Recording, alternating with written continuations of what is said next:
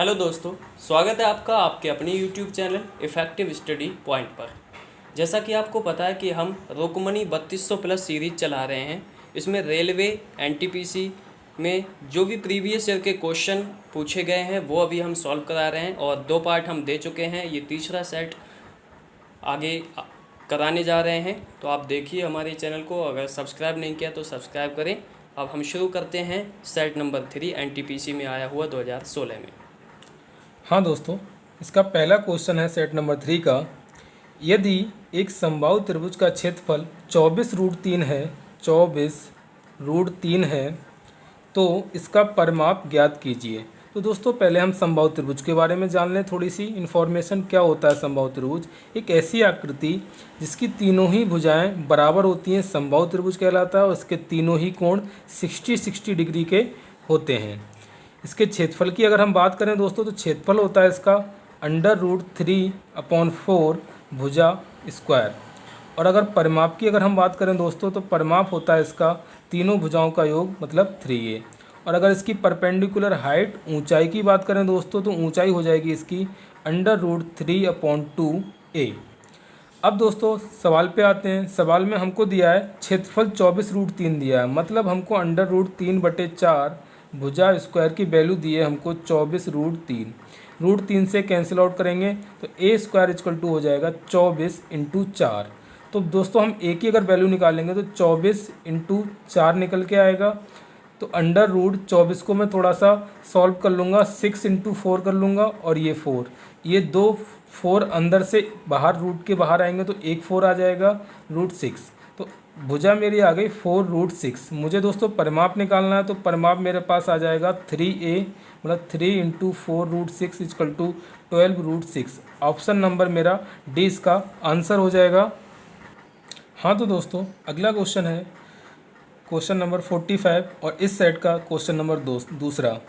यदि कोई व्यक्ति किसी पंक्ति में दोनों ओर से 14वें स्थान पर है तो उस पंक्ति में कुल कितने व्यक्ति हैं? तो दोस्तों एक रीजनिंग का कॉन्सेप्ट है जो कि मैथ में भी पूछा जाता है कि एक पंक्ति में टोटल सदस्यों की संख्या अगर होती है तो वो होती है उस व्यक्ति का राइट से स्थान और उसी व्यक्ति का लेफ्ट से स्थान -1। तो t होता है r+l-1। तो इसमें हमको दिया दोनों तरफ से, मतलब राइट से अगर बात करूं तो भी 14वां है, लेफ्ट से बात करूं तो भी 14वां है।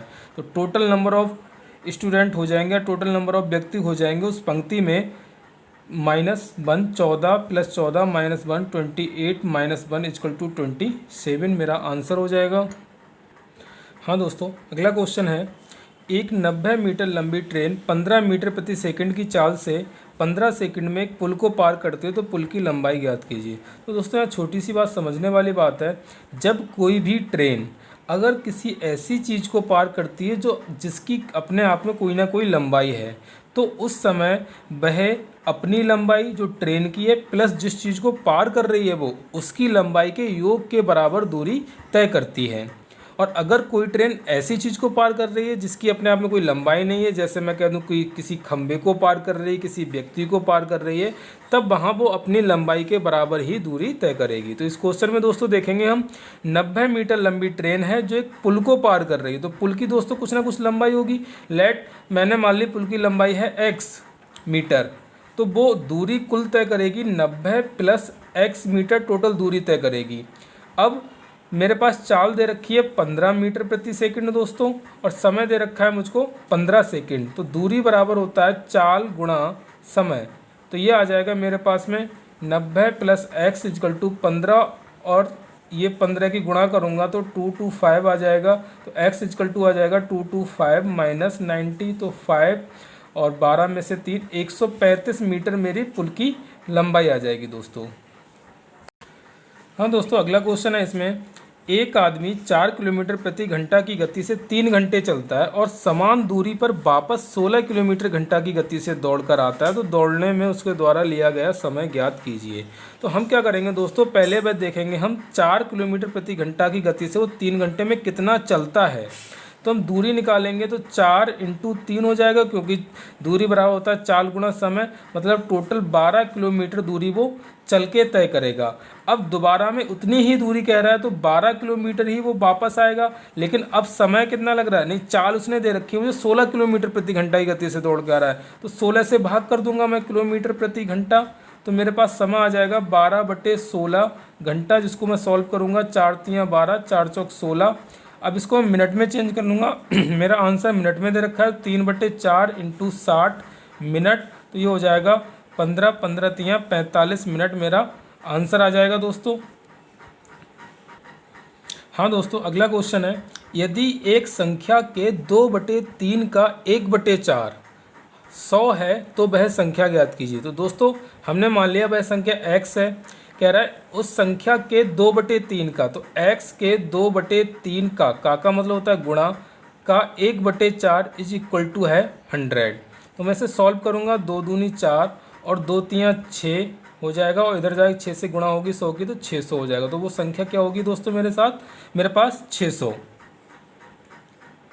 अगला क्वेश्चन है दोस्तों, यदि साइन थीटा इजकल टू √3/2, तो मुझसे पूछा है टेन थीटा की वैल्यू क्या होगी। तो दोस्तों साइन की टेबल में साइन थीटा √3/2 वैल्यू होती है दोस्तों साइन 60 डिग्री की, तो यहाँ से मेरे पास थीटा इजकल टू आ जाएगा 60 डिग्री, और मुझे टेन 60 डिग्री की वैल्यू निकालनी है, जो कि होती है मेरे पास में √3 दोस्तों। तो आंसर मेरा नंबर डी हो जाएगा।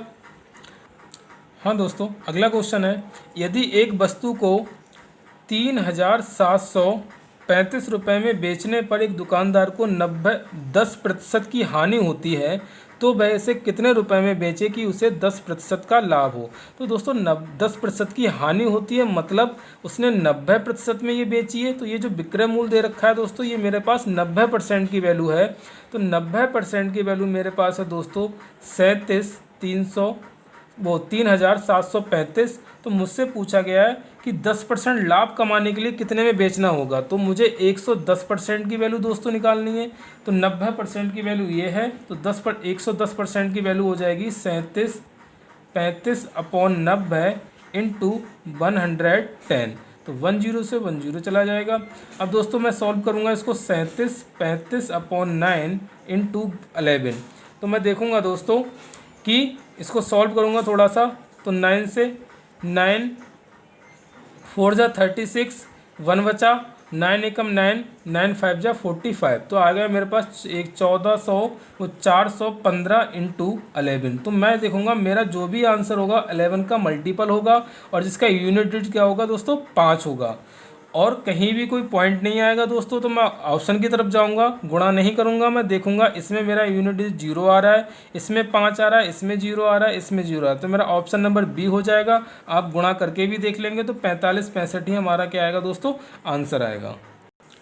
हाँ दोस्तों, अगला क्वेश्चन है हमारे पास 51, 20 निरीक्षणों का अंकगणितीय माध्य मतलब औसत 15.5 है, मतलब 20 का है 15.5। तो दोस्तों बाद में यह पाया गया कि एक निरीक्षण गलती से 24 की बजाय 42 पढ़ लिया गया था, तो सही माध्य क्या होगा। दोस्तों हुआ क्या था कि 20 निरीक्षण किए गए थे, तो उनका जो औसत निकला था तो 15.5 निकला था, लेकिन उसमें बाद में दोबारा से उसको चेक किया गया तो देखा गया उसमें 24 की जगह 42 पढ़ लिया गया, मतलब जहाँ 24 होना चाहिए था वहाँ 42 पढ़ लिया गया था।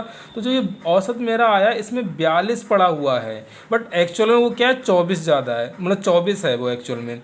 तो वो कितना ज़्यादा पढ़ा हुआ है मैं ये देख लूँगा, तो कितना ज़्यादा पढ़ा हुआ है, 12 में 4 गए 8 और 3 में 2 गए 18, क्या ज़्यादा ऐड हो गया है, तो 18 मुझे कम करना पड़ेगा, तो ये 18 कितना कम करना पड़ेगा, तो औसत कितना कम हो जाएगा वो मैं देखूंगा। तो ये 18 कितने प्रेक्षणों पे कम होगा दोस्तों, 20 प्रेक्षण है तो 18 कम होगा 20 प्रेक्षणों पे। तो मैं इसको सॉल्व करूंगा तो ये आ जाएगा 9/10, मतलब 0.9 एवरेज मेरा कम हो जाएगा। तो पहले एवरेज था दोस्तों मेरे पास में 15.5 और अब मेरे पास 0.9 कम हो जाएगा, तो दोस्तों मेरे पास एवरेज रह जाएगा 15 में से 9 गया 6, इधर 14, तो 14.6 मेरा क्या हो जाएगा नया एवरेज हो जाएगा दोस्तों। ठीक है। हाँ दोस्तों, अगला क्वेश्चन है, उस मूलधन का पता लगाएं जो साधारण ब्याज की 8% वार्षिक दर पर 9 महीने में 1,000 रुपये हो जाता है। मतलब 1,000 रुपये हो जाता है दोस्तों। ये क्या है मेरे पास में, ये मिश्र धन है। कितने महीने में, 9 महीने में। ब्याज की दर मुझे दे रखी है 8% वार्षिक। तो 1,000 रुपये मेरे पास है दोस्तों, मिश्र धन है। अगर मैं ब्याज की बात करता हूँ तो मेरे पास दर है दोस्तों 8%, और ये दर मेरे पास कितने होगी, 12 महीने की है। मुझे कितने की चाहिए दोस्तों, 9 महीने की। अगर मैं ब्याज की बात करूँगा तो दोस्तों मेरे पास ब्याज कितना आ जाएगा, 9/12 आ जाएगा। तो ये आ जाएगा मेरे पास में दोस्तों, सॉल्व करूँगा, 4 दूनी 8, 4 तियाँ 12 और 3 दूनी 3 तियाँ 9। तो मैं देखूँगा 2 × 3 6% क्या मेरे पास टोटल ब्याज आ रहा है 9 महीने का। तो 9 महीने का 6% मेरे पास ब्याज आ रहा है। तो मिश्रधन क्या मेरे पास 106% हो जाएगा दोस्तों। मैंने बताया था कि 80% जो होता है दोस्तों वो साधारण ब्याज होता है, हमेशा ध्यान रखना। अगर उसमें 100 आप ऐड कर दोगे तो मेरे पास वो मिश्रधन बन जाता है। तो यहाँ पर 106 मेरा मिश्रधन हो जाएगा। तो 106% की वैल्यू दोस्तों मुझको दी है 1000 रुपये। मुझे वैल्यू निकालनी है, मूलधन निकालना है, तो 100% की वैल्यू निकालनी है। तो 100% की वैल्यू हो जाएगी दोस्तों 1000/106 × 100। तो इसको जस्ट सॉल्व आउट कर लूँगा दोस्तों। मैं थोड़ा सा सॉल्व करूँगा तो मैं देखूँगा ये आएगा मेरे पास में 1000 ऊपर 2 जीरो और अपॉन 1/106। तो इसको सॉल्व करूँगा दोस्तों तो ये आ रहा है 1000 से अगर इसको डिवाइड करूँगा मैं 106 से तो कितनी बार जाएगा दोस्तों। अगर मैं 9 बार डिवाइड करता हूँ तो 9 बार जाएगा मेरे पास 106 × 9, 9 छक 54, 4 9 एकम 9, 954 9 बार कंप्लीट चला जाएगा दोस्तों। तो बच कितना जाएगा मेरे पास, 1000 में से 54 जाएगा तो मेरे पास यहाँ 46 बच जाएगा। तो 46 अगर ऊपर बच जाएगा तो 1 जीरो और मैं एक्स्ट्रा ले लूँगा। अब मैं देखूँगा दोस्तों, तो मैं देखूँगा अगला मेरा 9 से 2 ही ऑप्शन स्टार्ट हो रहा है, एक बी और एक सी। तो मैं देखूँगा अगला मेरा कितनी बार भाग जाएगा, क्या 460 में क्या 8 बार भाग जा पाएगा दोस्तों। 800 तो वैसे ही हो जाएगा ये, लेकिन मुझे 400 तक रहना है तो 4 बार भाग जाएगा। तो इस तरह से मेरा ऑप्शन नंबर सी मेरा इसका राइट आंसर हो जाएगा। तो इस तरह से आपको कैलकुलेशन की थोड़े से स्टेप भी कम करने हैं छोटी छोटी चीज़ों से।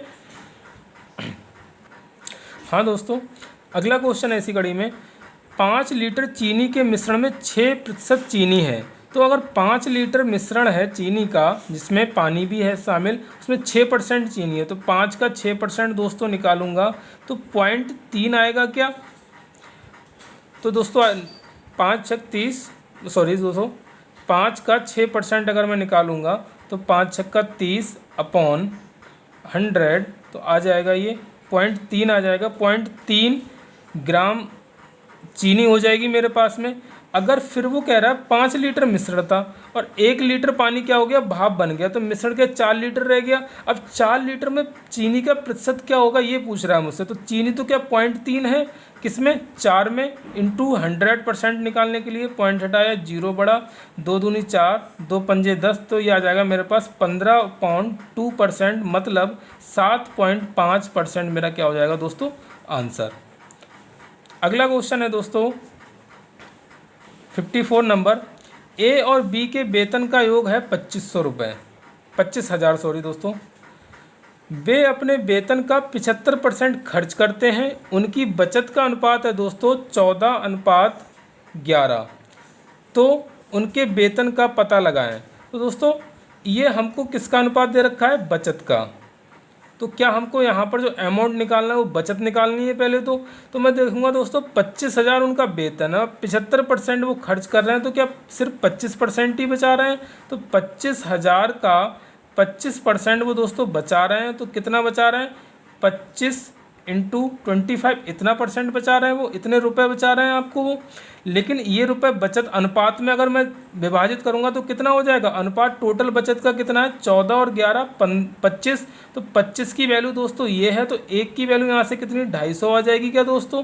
अब मुझसे कह रहा है वो कि अगर मैं A की बचत निकालूं पहले वाले की, तो पहले वाले की बचत दोस्तों कितनी आ जाएगी, 14 × 250 आ जाएगी। फिर मुझसे वो कह रहा है ये जो बचत है ये कितने % की वैल्यू होगी, ये 25% की वैल्यू होगी, क्योंकि 75% तो वो खर्च कर रहा है। तो क्या ये 25% की वैल्यू दे रखी है मुझको, मुझे निकालनी है दोस्तों उसकी 100% की वैल्यू। तो 25% की वैल्यू ये है, तो 100% की वैल्यू हो जाएगी 14 × 250 अपॉन 25 × 100। तो 25 से 25 गया, 1 जीरो, तो क्या 14,000 मेरे पास उसका क्या पहले वाले बंदे का जो भी है उसका क्या आय आ जाएगी। जब एक की 14 है तो दूसरे की कितनी हो जाएगी 11,000। तो मेरे पास ऑप्शन नंबर 20 का आंसर हो जाएगा। थोड़ा सा अच्छा क्वेश्चन था दोस्तों ये 55।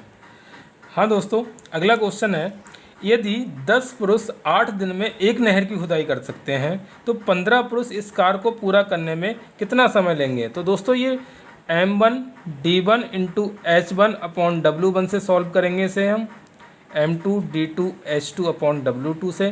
तो इसमें लगाएंगे, पहले बार में है 10 पुरुष, 10 पुरुष काम कर रहे हैं 8 दिन में एक नहर की खुदाई कर रहे हैं, तो एक नहर हो गई। उसके बाद 15 पुरुष इस कार्य को कितना समय लेंगे, मैंने मान लिया x समय लेंगे, नहर वही खोदनी है हमको। तो 5 3 15, 5 दूनी 10, तो x बराबर आ गया 16/3। तो इसको सॉल्व करेंगे तो 5 3 पंजे 15, तो 5.33 अप्रॉक्स आंसर नंबर डी मेरा हो जाएगा। हाँ दोस्तों, अगला क्वेश्चन है, यदि नंबर 3 6 7 x 11 15 19 20 25 और 28 आरोही क्रम में है तो उनका माध्य कितना है 15 दोस्तों। तो मुझे पूछा है x का मान ज्ञात कीजिए, तो इनका माध्य दोस्तों 15 है। तो मैं क्या करूँगा, उस दिन की तरह डेविएशन मेथड से करूँगा। तो डेविएशन का मतलब क्या होता है, अगर मैं सबको 15-15 बना दूं तो क्या मेरा माध्य 15 आ जाएगा, मतलब औसत 15 आ जाएगा। तो मुझे इसको 15 बनाने के लिए कितने की ज़रूरत पड़ेगी, तो क्या 12 की ज़रूरत पड़ेगी। तो मैंने 12 माइनस कर लिया, क्योंकि 12 कम है ये, तो -12 आ गया। इधर बात करूँगा तो ये कितना कम है दोस्तों, तो ये -9 कम है। ऐसे ही इसे बात करूँगा तो ये कितना कम है दोस्तों, -8 कम है। x को मैं अभी कुछ भी नहीं लेके चल रहा हूँ। अब मैं 11 की बात करूँगा तो 11 कितना कम है, -4 कम है। 15 की बात करूँगा तो 15 में डेविएशन मेरा 0 है। 19 की बात करूँगा तो 19 के +4 ज़्यादा है। 20 की बात करूँगा +5 है। और इधर 25 की बात करूँगा तो +10 है। और 28 की बात करूँगा तो दोस्तों +13 है। तो मैं इसको सॉल्व करूँगा तो 4 से ये 4 ख़त्म हो जाएगा। तो अगर ये पहले माइनस माइनस को मैं ऐड कर लूँगा तो 12 और 8 20 हो जाएगा, और माइनस का 29 आ जाएगा दोस्तों। अब प्लस की बात करता हूँ तो 5 और 10 15, 15 और 13 मेरे पास हो जाएगा दोस्तों 28। तो अगर डेविएशन की बात करूं दोस्तों तो मेरे पास आ रहा है -1 का। अब -1 डेविएशन आ रहा है। अगर ये 15 रहे, अगर जो x है अगर मैं उसको 15 ले लूं तो -1 का डेविएशन को मुझे अगर 0 बनाना हो तो क्या करना पड़ेगा दोस्तों, क्या +1 करना पड़ेगा। तो ऐसे ही मैं इसमें +1 कर दूंगा। डेविएशन बनाने के लिए जो भी काम करना हो वही हम औसत में काम कर देते हैं। तो डेविएशन बनाने के लिए मुझे 0 बनाने के लिए मुझे +1 करना पड़ा यहाँ पर। तो यहाँ पर भी औसत मैंने 15 मान के चला था, मैं इसमें +1 कर दूंगा तो क्या वो नंबर मेरा 16 हो जाएगा। तो आंसर मेरा हो जाएगा दोस्तों 16। तो आप डेविएशन मेथड से करेंगे, बाकी अगर आपको करना है तो इस मेथड से भी कर सकते हैं। सबको ऐड कर देना दोस्तों, जो कि थोड़ा लॉन्ग मेथड है और कुछ नहीं, इस वजह से मैं बताने से बच रहा था। इसका डेविएशन मेथड ही सबसे अच्छा रहता है दोस्तों। इसको सबको ऐड करना है और डिवाइड कर देना है कितने नंबर हैं ये, और उसको बराबर रख देना है आपको 15 के। हाँ दोस्तों, अगला क्वेश्चन है मेरे पास, 2 अंकों की 2 संख्याओं का गुणनफल दिया है मुझे 200, वो 21 60, और उनका लासा दिया है मुझे दोस्तों, एलसीएम मुझको दिया है 180। तो संख्या मुझसे पूछ रहा है। तो दोस्तों एक मेथड इसका ये है, आप एलसीएम इंटू एचसीएफ करके और दोनों संख्याओं का गुणनफल करके आप यहाँ से एचसीएफ फाइंड आउट कर लें, फिर ऑप्शन से चेक कर लें कि कौन सा एलसीएम एचसीएफ मेरा आ रहा है। दूसरा तरीका ये है दोस्तों, एचसीएफ एलसीएम क्वेश्चन में सबसे पहले आप अपने परिभाषा इसकी क्लियर रखिए कि एलसीएम होता क्या है एक्चुअली। दोस्तों एलसीएम वह सबसे छोटी संख्या होती है जो दी हुई संख्याओं से पूर्णतः विभाजित हो जाए।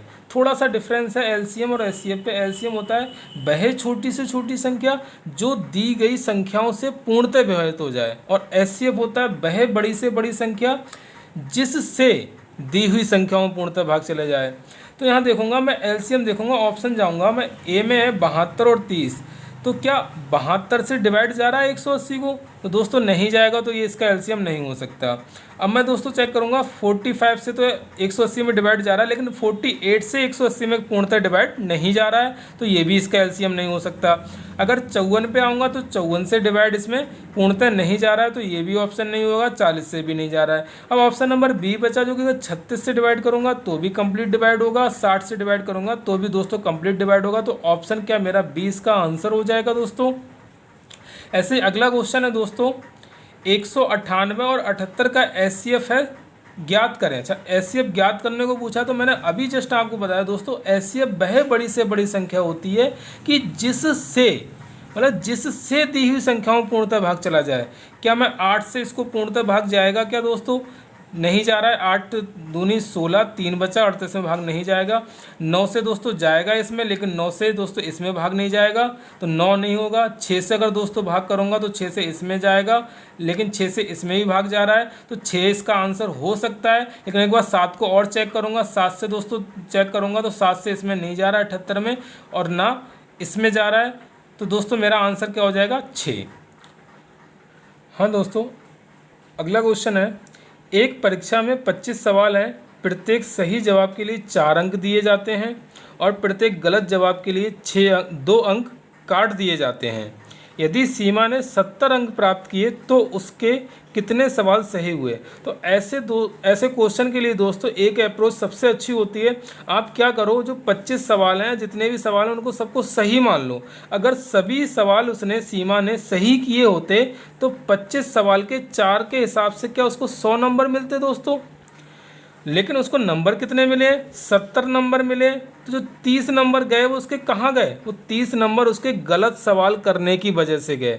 तो अगर एक सवाल अगर आप गलत करते हैं तो आप जो उसका एक्चुअल नंबर है सही मिलने पे वो तो जा ही जा रहा है, और दूसरे के बाद उसकी कुछ नेगेटिव पॉइंट भी जा रहा है 2। तो टोटल क्या एक क्वेश्चन गलत होने पे 6 नंबर जा रहा है। तो मुझे अगर 30 नंबर उसके कम हुए हैं तो 30 नंबर के लिए कितने क्वेश्चन गलत हुए होंगे? तो 6 से भाग कर दूंगा, 6 पंजे 30, तो 5 क्वेश्चन उसके दोस्तों गलत हुए होंगे। मुझसे पूछा गया है कि उसने कितने सवाल सही किए, तो 25 थे जिसमें से 5 उसने गलत कर दिए, तो क्या 20 सवाल उसने टोटल सही किए हैं? तो आपको यही अप्रोच इस सवाल में आपको यूज करनी है दोस्तों। हाँ दोस्तों, अगला क्वेश्चन है, छोटा सा क्वेश्चन है, by plus 1/3 plus by plus 2/5 equal to 3। इसको सॉल्व आउट करूँगा, क्रॉस मल्टीप्लाई करना है, तो 5 plus 5 plus 3 plus 6/15 equal to 3। तो ये आ जाएगा 5 और 3 8 बाई प्लस 5 और 6 11 और 15 3 45 हो जाएगा। 45 में से 11 माइनस होगा दोस्तों, तो 45 माइनस 11 करूँगा, 4 3 34 आ जाएगा। तो बाई की वैल्यू आ जाएगी 34/8। तो 8 चौक 32, 4 से आंसर स्टार्ट होगा, तो एक ही ऑप्शन है मेरा, आगे पूरा भाग नहीं देना है दोस्तों। ये तो आंसर नंबर मेरा बी हो जाएगा इसका। हाँ दोस्तों, अगला क्वेश्चन है, जेम्स द्वारा गणित, विज्ञान और इतिहास में प्राप्त किए गए अंकों का औसत 89 है। मतलब मैथ, साइंस एंड हिस्ट्री में उसने 89 औसत अंक लेके आया है। यदि उसके भाषा में, मतलब जो भाषा लैंग्वेज है उसमें उसके अंक भी जोड़ दिए जाते हैं तो औसत घटकर 88.25 हो जाता है।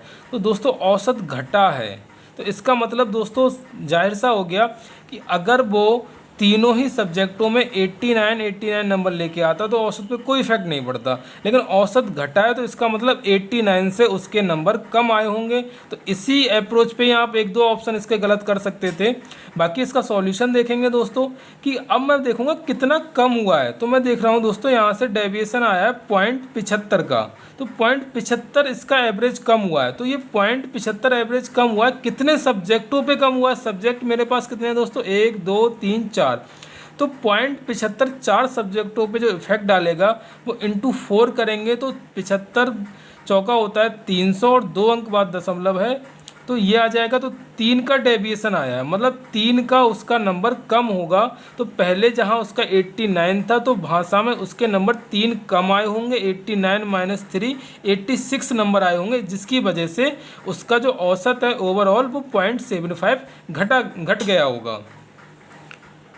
तो इस तरह से मेरा आंसर इसका आ जाएगा दोस्तों 86। अगला क्वेश्चन कह रहा है अंकिता 40 मीटर लंबाई और 30 मीटर चौड़ाई वाले एक आयताकार खेत के कोने पर खड़ी है। एक आयताकार खेत है दोस्तों, जिसकी लंबाई है 40 मीटर, चौड़ाई है 30 मीटर, एक कोने पर खड़ी है दोस्तों। और अंकिता केवल विकर्ण के साथ दौड़ती है और प्रारंभिक बिंदु पर वापस आ जाती है। तो ये विकर्ण है कि यहाँ से लेके वो यहाँ तक गई और दोबारा इसी बिंदु पे वापस आ गई दोस्तों। तो कह रहा है उसके द्वारा कुल कितनी दूरी तय की गई। तो इसका विकर्ण निकालना है मुझे पहले। तो विकर्ण निकालूंगा दोस्तों, तो 30 और 40 का जो ट्रिपलेट होता है, मतलब पाइथागोरस प्रमेय से, तो वो आता है मेरे पास में 50 का। तो ये दूरी यहाँ से यहाँ तक 50 की होगी। और अगर मैं 2 चक्कर लगा रही है तो टोटल दूरी इसके द्वारा कितनी हो जाएगी, 50 + 50 100 हो जाएगी। और दोस्तों जिनको ट्रिपलेट निकालने में दिक्कत हो रही है, याद नहीं है, तो वो ध्यान रखना, ये पाइथागोरस प्रमेय लगा देंगे। इसमें ये होता है आधार और ये होता है लंब और ये होता है कर्ण। तो आधार का स्क्वायर प्लस लंब का स्क्वायर इक्वल टू होता है कर्ण का स्क्वायर। उससे भी आप सीधे कर्ण निकाल सकते हैं। तो इस तरह से दूरी हो जाएगी टोटल इसके द्वारा चली हुई 100 मीटर। हाँ तो दोस्तों अगला क्वेश्चन है, दो धनात्मक पूर्णांकों का गुणनफल 375 है। अगर मैं दो धनात्मक पूर्णांक मान लूँ x और y, तो उनका जो गुणनफल है दोस्तों वो 375 है मेरे पास। दूसरी बार उसने किया, जब एक संख्या को दूसरी संख्या से विभाजित करते हैं, जैसे मैंने अगर x को y से विभाजित किया तो मुझको 5/3 प्राप्त होता है।